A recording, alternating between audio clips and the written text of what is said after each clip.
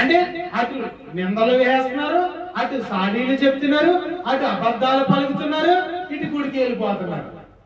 అంటే అటు లోకాన్ని వదిలిపెట్టట్లేదు, ఇటు దేవుళ్ళలోకి పూర్తిగా రావట్లేదు.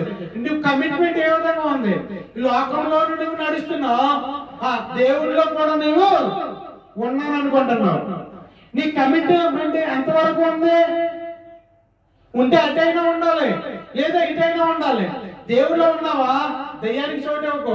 దేవుళ్ళో ఉన్నావా, అబద్ధం ఆడకు. దేవుళ్ళో ఉన్నావా, మోసం చేయకు. దేవుళ్ళో ఉన్నావా, ఎదుటి వారి మీద నింద మోపకు. ఎదుటి వారి మీద నువ్వు నింద మోపవు అనుకో, నువ్వు దేవుళ్ళో లేనంటే. ఒక మాటలో చెప్పాలంటే, ఎదుటి వారి దగ్గర నువ్వు లంచం తీసుకుంటున్నావు అనుకో, నువ్వు దేవుళ్ళో లేనంటే. ఒక మాటలో చెప్పాలంటే. అందుకే మా ఆత్మీయ తండ్రి గారు